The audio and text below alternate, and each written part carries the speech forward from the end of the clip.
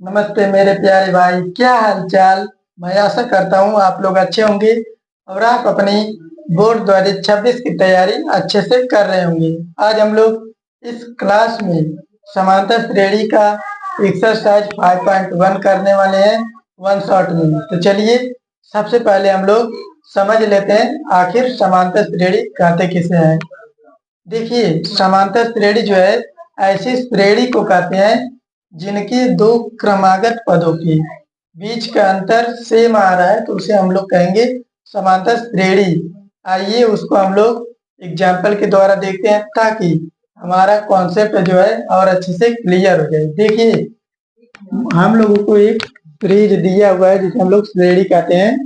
यह एक श्रेणी दिया है, अब हमें इसे पता करना है कि यह एक समांतर श्रेणी है या नहीं है। अब हमको इनके दो क्रमागत पदों के मतलब यही दो क्रम के पद हैं, इनके पदों का अंतर हमें निकालना पड़ेगा।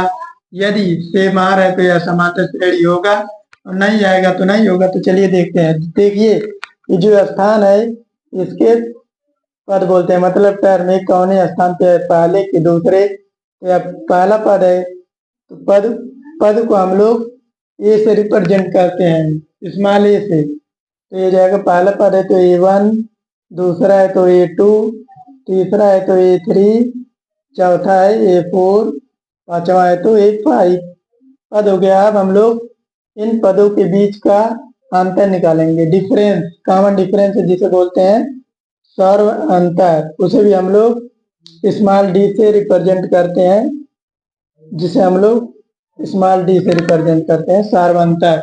अब लोग सर्व अंतर निकालने के लिए हम लोग जो है दूसरे में से पहले को घटाया जाता है। देखिए, अब A2 माइनस A1, A2 है हमारा 4 माइनस का 2 अब इक्वल टू 4 में से 2 घटाएंगे तो 2 हो जाएगा। इसे हम लोग D1 नाम दे देते हैं। अब D2 देखिए, हो जाएगा हमारा A3 में से A2 घटाना है, A3 माइनस A2। अब A3 दिया है मेरे भाई 6 माइनस 4। अब 6 में से 4 घटाएंगे तो कितना होगा, 2 ही बचेगा। देखिए D3 है हमारा A4 माइनस A3। जब भी कॉमन डिफरेंस हम लोग निकालेंगे तो दूसरे में से पहले को घटाएंगे। यह बात याद रखना, बहुत बच्चे भूल जाते हैं कि डिफरेंस कैसे निकलेगा, इसलिए उन लोगों का अधिकतर क्वेश्चन गलत हो जाता है। A4 दिया 8 माइनस 6, तो यहाँ पे भी 2 बच रहा है। अब D4 A5 माइनस A4, 5 दिया 10 माइनस 8, 10 में से 8 जाएगा 2 बचेगा। अब हम लोग क्या देख रहे हैं मेरे भाई कि जो डिफरेंस आ रहा है वो सेम है, इसलिए हम लोगों का यह समांतर श्रेणी है। अगर डिफरेंस यही जो सेम नहीं आता, अलग अलग आता, तो यह हमारा समांतर श्रेणी नहीं रहता है। अब इसी के बेस पे हम लोग क्वेश्चन करेंगे कि यह समांतर श्रेणी होगा या नहीं होगा। तो चलिए हम लोग क्वेश्चन की तरफ चलते हैं। अब इसे हम लोग इरेज कर दें पहले। अब हम लोग क्वेश्चन नंबर 1 को देखेंगे अच्छे से।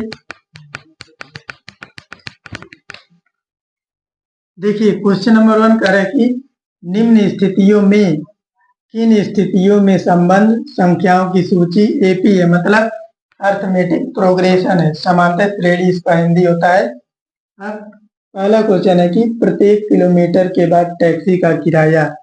यहाँ से हमें नहीं समझ में आएगा कोई बात, आगे पढ़ते हैं। जबकि प्रथम किलोमीटर के लिए किराया 15 रुपया, हमें समझ में आया कि जो प्रथम किलोमीटर है उसका किराया 15 रुपया है। अब आगे पढ़ते हैं, और प्रत्येक अतिरिक्त किलोमीटर के लिए किराया 8 रुपया है।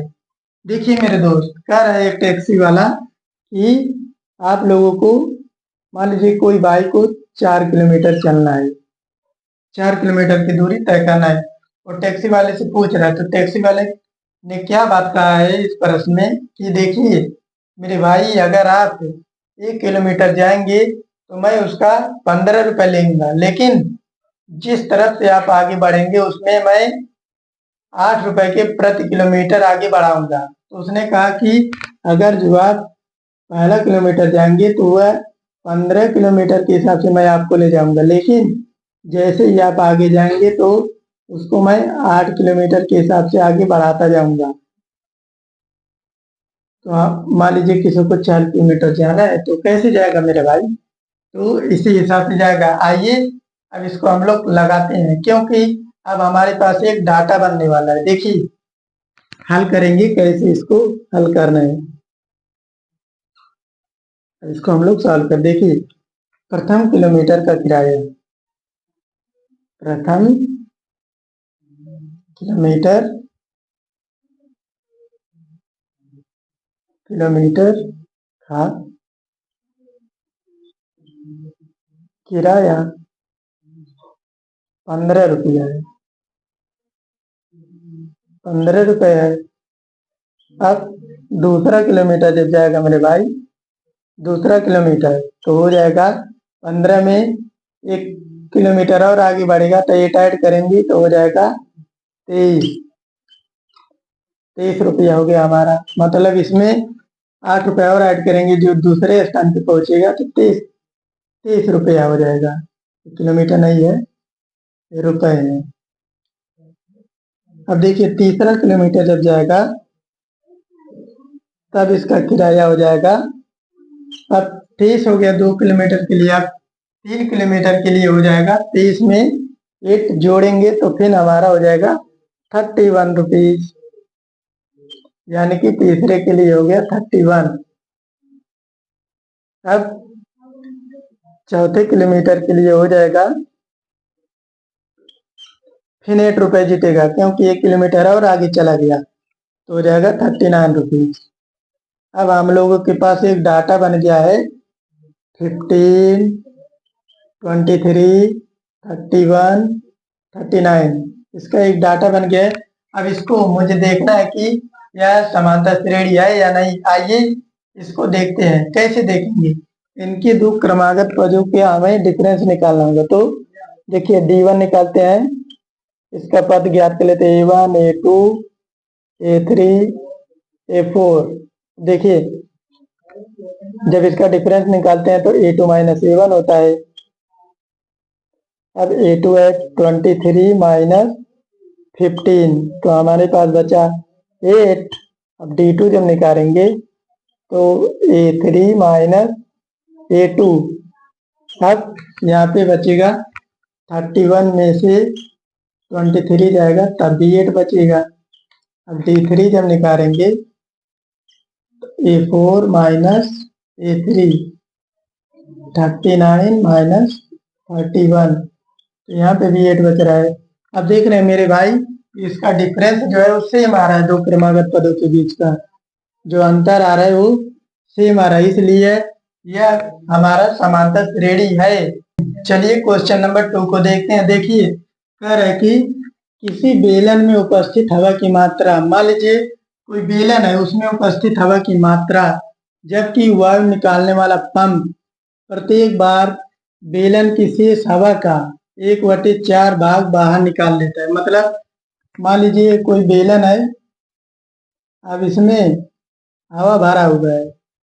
अब कह रहे हैं जब कोई पंप इसमें से हवा निकाल रहा है तो पूरे बेलन का 1/4 भाग बाहर निकाल दे रहा है बार बार। अब इसको चलिए देखते हैं कैसे हम लोग सॉल्व करेंगे हल। देखिए सबसे पहले हम लोग इसका जो आयतन रहेगा उसी में उतना ही हवा भरा रहेगा, तो हम लोग इसका आयतन मान लेते हैं। मान लीजिए बेलन का आयतन, आयतन बराबर यज्ञ। अब पहली बार जब हवा बेलन से निकाली जा रही है, पहली बार जब बेलन से हवा निकाली जा रही है तब होगा हमारा यक्ष में से जो पूरा आयतन है उसका 1/4 भाग निकल जा रहा है बाहर। तो हमारा देखिए ये 1 यहाँ पे कर देंगे और इसका एलसीएम निकालेंगे तो 4 होगा। और यहाँ पे 4 चला जाएगा, 4x हो जाएगा। 4x में से जब x जाएगा तो यहाँ पे 3x बचेगा। अब जब दूसरी बार निकाला जाता है, दूसरी बार जब बाहर निकाला जाता है तो हमारे पास शेष बचा है 3x/4। तो 3x/4 इसका 1/4 भाग फिर बाहर निकल जा रहा है। अब इस डाटा को हम लोग सॉल्व कर लेते हैं। देखिए यहाँ पे 3x/4 माइनस यहाँ पे 3x हो जाएगा, 4×4 = 16 हो जाएगा। तो हमारा हो जाएगा इसका एलसीएम हो जाएगा 16। और यहाँ पे इसके भाग देंगे तो 4 होगा, 4×5 = 12 है, 12 में से 3 जाएगा, 9 बचेगा, 9x। तो हम लोगों को क्या डाटा मिल रहा है, x 3x/4 और 9x/16। अब हम लोगों को समांतर श्रेणी पता करना है, तो हम लोगों को इसमें a1 a2 और a3, अब दूसरे में पहले घटाने पर जब सेम आएगा तभी रहेगा। तो देखिए d1 बराबर हम लोग करेंगे a2 माइनस a1, तो 3x/4 माइनस x, तो यहाँ पे 1 है। अब हम लोग इसको घटाएंगे तो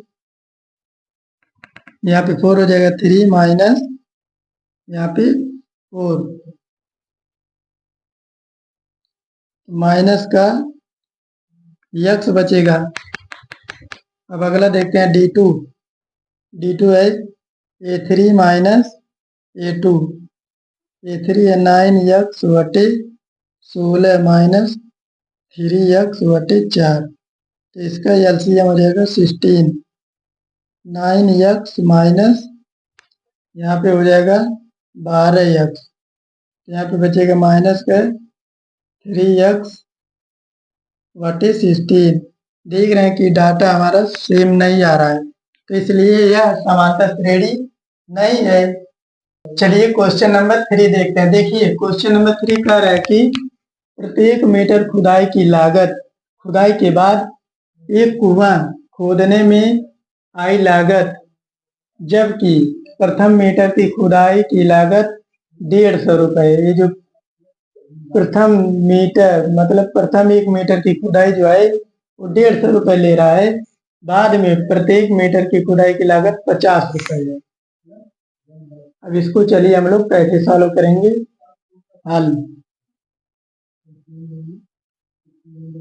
सबसे पहले हम लोग चित्र के द्वारा देख लेते कि वो खुदाई कैसे होती है। मान लीजिए कोई कुआं है, ऐसे खुदाई हो रही है ऊपर से, यहाँ से, तो कह रहा है जो 1 मीटर है उसका दाम है 150 रुपये, 150 लूंगा, लेकिन जैसे ही उसके नीचे आप लोग खुदवाएंगे तो हम 50 रुपये के रेट से खोदूंगा, जिससे हमारे पास एक डाटा बनेगा। तब हमें पता करना होगा कि ये असमांतर श्रेणी होगा या नहीं। आइए उसको हम लोग देखते हैं कि वो डाटा किस प्रकार बनने वाला है। देखिए सबसे पहले हम लोग कहते हैं, देख लेते हैं प्रथम मीटर खुदाई की लागत। प्रथम मीटर खुदाई की लागत,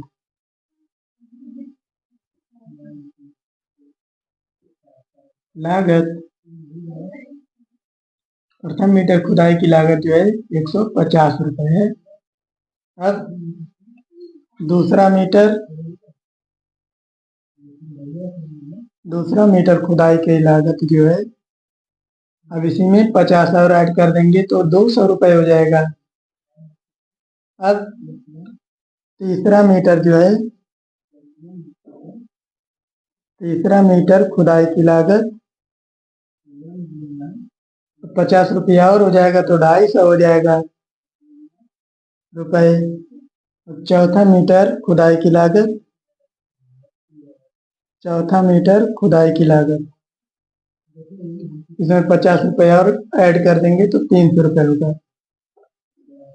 अब हमारे पास एक डाटा तैयार हो गया है, 150, 200, 250 और 300 का। अब इसी को हमें बताना है कि समांतर श्रेणी है या नहीं। तो चलिए देखते हैं। अब इनका जो स्थान है उसको हम लोग लिख लेते हैं A1 A2 A3 A4। अब इनके बीच का डिफरेंस निकाल लेते हैं। D1 जो है A2 माइनस A1 तो हो जाएगा 200 माइनस 150 तो होगा 50। अब D2 A3 minus A2 A3 है 250 और ये है 200। 250 में 200 घटेगा तब भी बचेगा 50। अब D3 देख लेते हैं। D3 है A4 माइनस A3 A4 है 300 और A3 है 250। 300 में से 250 घटाएंगे तो बचेगा 50 रुपए। अब देख रहे हैं कि ये जो हमारा डिफरेंस है सेम आ रहा है, इसलिए यह समांतर श्रेणी है। इसका मतलब अर्थमेटिक प्रोग्रेशन है यह। देखते हैं क्वेश्चन नंबर 4। देखिए क्वेश्चन नंबर 4 कह रहा है कि खाते में प्रत्येक वर्ष का मिश्र धन जबकि 10,000 की राशि 8% वार्षिक की दर से चक्रवृद्धि ब्याज पर जमा की जाती है। चक्रवृद्धि ब्याज जो है मूलधन के ही समान होता है। चलिए देखते हैं। अब सबसे पहले हम लोग जो दिया है उसको निकाल लेते हैं। देखिए हल, यहाँ पे मूलधन दिया है हमारा 10,000 रुपए, ब्याज दिया है 8%, समय दिया है 1 वर्ष। अब हमें निकालना है एसआई साधारण ब्याज। तो एसआई बराबर होता है एसआई इक्वल टू पी गुणे आर गुणे टी बटे 100। तो यहाँ पे 10,000 गुणे 8 गुणे 1/100। यहाँ 2 0 कैंसिल हो जाएगा तो 800 हो जाएगा। अब हमें ये पहले वर्ष के लिए है, पहले वर्ष के लिए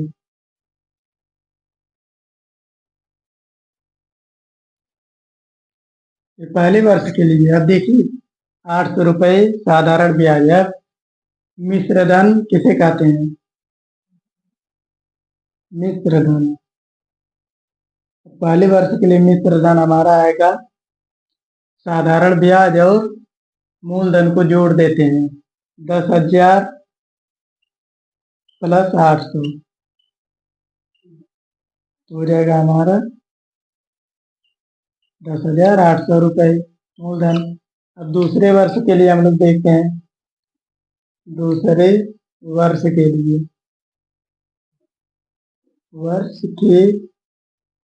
लिए अब जो है हमारा मूलधन कितना होगा बताइए। मूलधन जो होगा यही यहाँ से चालू हो जाएगा 10,800 रुपये मूलधन हो गए। ब्याज तो वही लगेगा,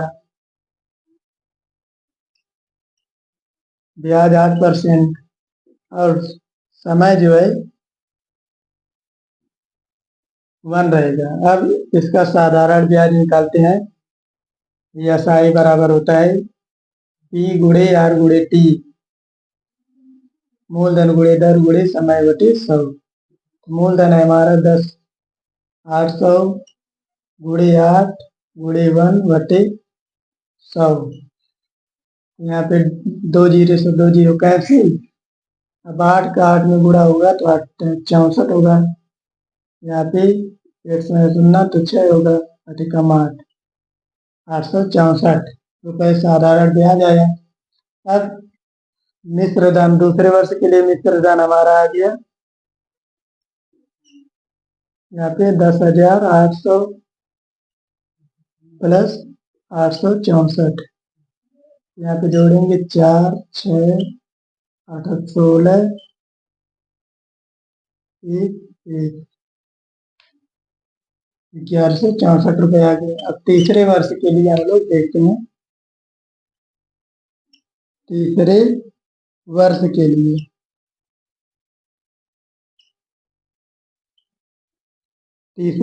के लिए जो है यहाँ पे देख लेते हैं। अब तीसरे वर्ष के लिए मेरे भाई मूलधन कौन होगा?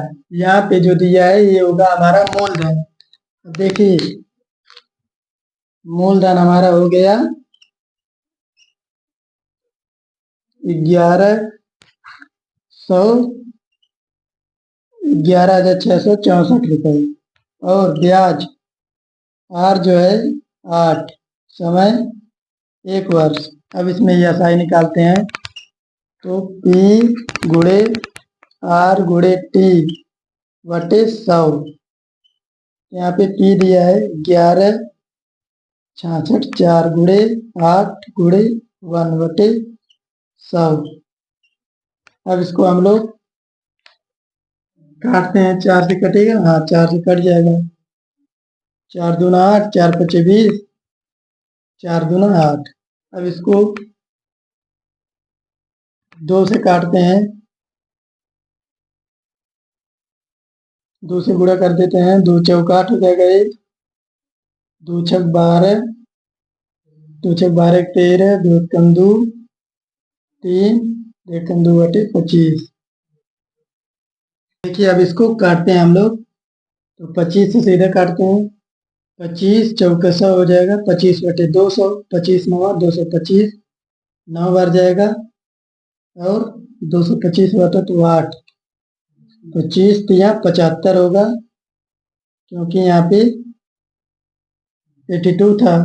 अब 82 में से 75 जाएगा, 82 माइनस 75 तो यहाँ पे 12 हो जाएगा, 7 फिर 8 हो जाएगा तो यहाँ पे फिर 3 बार जाएगा, 0.25 कुछ समथिंग आएगा। तब हम लोगों को मिश्र धन जो है 11,664 प्लस 933.25। अब इसे जोड़ देते हैं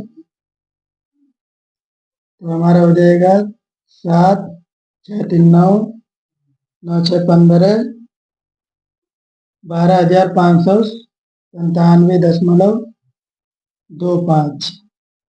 ये हमारा आ गया तीसरे के लिए। अब इसको हम लोग इरेज कर देते हैं क्योंकि ये हमारा कभी भी मिश्र धन नहीं हो सकता क्योंकि हर साल बढ़ रहा है। देखिए यहीं पे पता कर लेते हैं कि ये जो साधारण ब्याज 800 है यहाँ से होकर 864 हो गया है और यहाँ पे आ गया है 933 में। तो इसलिए जो बढ़ता चला जा रहा है सेम नहीं मिल रहा है तो कैसे करेंगे कि ये हमारा समान श्रेणी रहेगा? नहीं रह सकता। चलिए देखते हैं क्वेश्चन नंबर 2। क्वेश्चन नंबर 2 क्या कह रहा है? देखिए क्वेश्चन नंबर 2 कह रहा है कि दी हुई एपी के प्रथम 4 पद लिखिए जबकि प्रत्येक पद ए और सारवंतर डी निम्न है। पहला है कि ए 10 दिए और डी 10 दिए। तो सबसे पहले हम लोग जान लेते हैं कि जब पद और सारवंतर दिए रहते हैं तो उनका पद कैसे लिखा जाता है। देखिए इसमें A1 को तो एज इट इज ये लिख देते हैं और A2 के लिए लिखते हैं ए और डी को जोड़ देते हैं और A3 का जब लिखने रहता है A प्लस 2D हो जाएगा और A4 के लिए A प्लस 3D। इसी क्रम में हम लोग लिखते हैं। चलिए सबसे पहले पहला क्वेश्चन हम लोग देखते हैं। A1 हो जाएगा तो हमारा 10 सीधे सीधे और A2 हो जाएगा A प्लस डी तो 10 प्लस 10 हो जाएगा 20। A3 10 प्लस 2 इंटू 10 तो हो जाएगा हमारा 10 प्लस 20 हो जाएगा ये तो हो जाएगा 30 और A4 हो जाएगा 10 प्लस 3D रहेगा 10 हो जाएगा तो 10 प्लस 30 हो गया, तो 10 में 30 जुटेगा 40 हो जाएगा। अर्थात हमारे वो 4 पद होंगे 10, 20, 30, 40। अब क्वेश्चन नंबर 2 हम लोग देखते हैं। इसे सबसे पहले हम लोग इरेज कर देंगे, क्योंकि ये तो आपको समझाने के लिए था। अब देखिए, ये है, ये दिया है -2, तो A1 हो जाएगा -2, और A2 हो जाएगा A प्लस डी। -2 प्लस 0 जोड़ेंगे तो -2 ही होगा। A3 होगा -2 +2 में 0 करेंगे गुणा, तब भी 0 हो जाएगा, तभी 2 होगा। और A4 का -2 और 3 का गुणा 0 में करेंगे तब भी। इसका मतलब इसके 4 पद होंगे -2, -2, -2 और -2। तीसरा हम लोग देखते हैं। A1 तो हो जाएगा हमारा एज इट इज 4 ही, और A2 होगा A प्लस डी, तो 4 प्लस -3, ये प्लस माइनस माइनस हो जाएगा, तो बचेगा यहाँ पे प्लस का 1। A2 हो जाएगा 4 प्लस 2 -3, तो यहाँ पे 4, यहाँ पे प्लस माइनस माइनस हो जाएगा, -6, तो यहाँ पे -2 आएगा। और A3 तो A4 है 4 प्लस 3D, 3 -3, यहाँ पे 4 -9, यहाँ पे बचेगा -5। अर्थात हमारे 4 पद हो जाएंगे 4, 1, -2, -5। अब चौथा क्वेश्चन देखते हैं। A1 तो दिया है हमारा -1, A2 हो जाएगा -1 प्लस 1/2। अब इसका हम लोग एलसीएम लेंगे तो 2 हो जाएगा, तो -2 हो जाएगा प्लस का 1, यहाँ पे बचेगा -1/2। A3 हो जाएगा -1 प्लस 2 कोष्टक में 1/2, 2 से कैंसिल हो जाएगा, ये प्लस का और ये माइनस का कट जाएगा, यहाँ पे 0 हो जाएगा। और A4 जो होगा -1 प्लस का 3, 1/2, यहाँ पे -1 प्लस 3/2 हो जाएगा। अब यहाँ पे एलसीएम लेंगे तो ये हो जाएगा -2 प्लस का 3/2, तो यहाँ पे हो जाएगा प्लस का 1/2।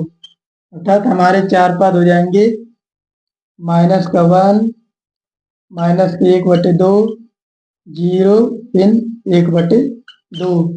यही हमारा क्वेश्चन नंबर 2 था। चलिए क्वेश्चन नंबर 3 को देखते हैं। देखिए, कह रहा है कि निम्न में से प्रत्येक एपी के लिए प्रथम पद तथा सर्व अंतर लिखिए। यहाँ पे हमारा ऑटोमेटिक प्रोग्रेशन दिया है। पहला 3, 1, -1, -3 डैड डैश। सब जो इसका पहला पद होता है, किसी भी श्रेणी का पहला पद उसका पहला ही टर्म होता है, तो इसका पहला पद हो गया, यानी E1। 3 दिया है, अब इसका डिफरेंस हम निकालेंगे D, तो ये जो A1 है, A2 है, A3 है, A4 है। अब A2 में से A1 जब घटाते हैं तब हमारा डिफरेंस निकलता है। A1 दिया है 1 -3, तो यहाँ पे आ जाएगा हमारा 1 में से -3 जाएगा तो -2 हो जाएगा, तो डिफरेंस हो गया 2 माइनस का। और A1 हो गया प्रथम पद 3। अब क्वेश्चन नंबर सेकंड देखते हैं। -5 दिया है, -1, 3 और 7 एपी है। अब इसका प्रथम पद जो हो जाएगा A1, वो तो -5 रहेगा, और जो डिफरेंस हम निकालेंगे A2 माइनस A1, मतलब दूसरे में से पहले को घटाएंगे। -1 माइनस है यहाँ पे, और यहाँ पे -5 हो जाएगा। A1 दिया है, तो यहाँ पे माइनस माइनस माइनस प्लस हो जाएगा, तो यहाँ पे हो जाएगा -1 यहाँ पे रहेगा। -1 और +5 जब घटाएंगे तो प्लस का 4 बचेगा। इसका मतलब डिफरेंस आ गया 4 और पहला पद है हमारा माइनस का 5। तीसरा देखते हैं। यहाँ पे A1 दिया है तो 1/3, लेकिन डिफरेंस निकालेंगे A2 माइनस A1। A2 दिया है 5/3 माइनस का A1 दिया है 1/3। इसका एलसीएम निकालेंगे तो 3 ही होगा और 5 और -1 ऐसे लिखा जाएगा तो 5 में से 1 जाएगा तो 4/3। डिफरेंस आ गया हमारा 4/3 और प्रथम पद है 1/3। अब चौथा देखते हैं हम लोग। A1 हो गया हमारा यहाँ पे 0.6। अब डिफरेंस निकालते हैं A2 माइनस A1 तो हो जाएगा 1 माइनस A1 1.7 माइनस 0.6। अब 7 में से 6 जाएगा तो बचेगा 1 और 1 में से 0 जाएगा तो 1 हो जाएगा। इसका मतलब डिफरेंस आ गया 1.1 और प्रथम पद था हमारा 0.6। यही था हमारा क्वेश्चन नंबर 3। चलिए क्वेश्चन नंबर 4 देखते हैं। देखिए क्वेश्चन नंबर 4 कह रहा है कि निम्न में से कौन कौन एपी है। यदि कोई एपी है तो इसका सर्व अंतर ज्ञात कीजिए और इनके 3 और पद लिखिए। तो देखिए एपी हमें ज्ञात करने के लिए पता करना होता है कि इनके दो क्रमागत पदों के बीच का अंतर सेम है या नहीं। तो सबसे पहले देखते हैं। तो देखिए इनके पदों के बीच का अंतर हम लोग निकालते हैं। D1 इक्वल टू हो गया A2 माइनस A1। तो हमारा A2 है 4 और A1 है 2। तो यहाँ पे आएगा 4 में से 2 जाएगा 2 बचेगा।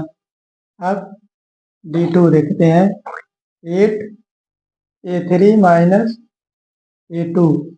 A3 है 8 माइनस का 4 तो यहाँ पे आ रहा है 4। अब यहाँ पे 16 तो D3 है A4 माइनस A3। A4 है 16 माइनस 8। 16 में से 8 जाएगा तो 8 बचेगा। यहाँ पे हम देख रहे हैं जो डिफरेंस है सर्व अंतर वो सेम नहीं है, इसलिए यह जो है हमारा एपी नहीं है। अब हम लोग ये एपी नहीं है, एपी नहीं है हम लोग। चलिए क्वेश्चन नंबर दूसरा देखते हैं कि इसमें ये हमारा एपी है या नहीं पता करना है। इसका डिफरेंस हम लोग निकालते हैं D1। देखिए A2 माइनस A1 तो A2 दिया है 5/2 माइनस 2। अब इसका हम लोग एलसीएम निकालेंगे तो 2 हो जाएगा। यहाँ पे 5 माइनस यहाँ पे 1 था इसमें मल्टीप्लाई ओवर 2 हो जाएगा। तो यहाँ पे 5 माइनस 4/2। यहाँ पे 5 में से 4 जाएगा तो 1/2 आ गया डिफरेंस। यहाँ पे D2 निकालेंगे तो हो जाएगा हमारा A3 माइनस A2। A3 है 3 माइनस 5/2। अब इसका एलसीएम निकालेंगे तो 2 हो जाएगा। यहाँ पे 1 था तो 2 इंटू 6 3 हो जाएगा -5। यहाँ पे 6 माइनस 5/2। 6 में से 5 जाएगा तो 1 नीचे 2 है। D3 निकाल लेते हैं। A4 minus A3। A4 है 7/2 माइनस 3। यहाँ पे एलसीएम 2 हो जाएगा। 7 माइनस यहाँ पे 2 का मल्टीप्लाई हो जाएगा तो 6 हो जाएगा। यहाँ पे हो जाएगा 1/2। इसका मतलब जो हमारा सर्व अंतर है वो सेम आ रहा है, तो इसलिए यह हमारा एपी है। तो कह रहे हैं कि यदि एपी है तो इसके 3 और पद लिखिए। मतलब इसके 3 और पद लिखने हैं। तो यहाँ पे 7/2 है 7/2 प्लस 1/2। यहाँ पे जोड़ेंगे तो हो जाएगा 8/2 यानी 4 हो जाएगा। फिर 4 प्लस 1/2 तो यहाँ पे देखेंगे 5/2 हो जाएगा। यहाँ पे एलसीएम हो गया 2, तो यहाँ पे 8 + 1 9/2 हो गया। एक बार और लिखना है 9/2 + 1/2, यहाँ पे 10/2 हो गया। तो यहाँ पे हो जाएगा 5। ये 3 पद हो गए, और 9/2 और 5, ये 3 और पद हो गए। थैंक दोस्तों, मैं आशा करता हूँ आप सभी को इन सभी क्वेश्चन समझ में आएंगे, और जो क्वेश्चन मैंने आप सभी के लिए छोड़ा है वो सब आप लोग कर लीजिएगा। अगर नहीं आएगा तो कमेंट में बता दीजिएगा, वो सभी क्वेश्चनों को मैं सॉल्व करके आप सभी के पास भेज दूंगा। अगर वीडियो पसंद आई हो तो लाइक जरूर कीजिएगा, और चैनल को सब्सक्राइब करना मत भूलिएगा। धन्यवाद।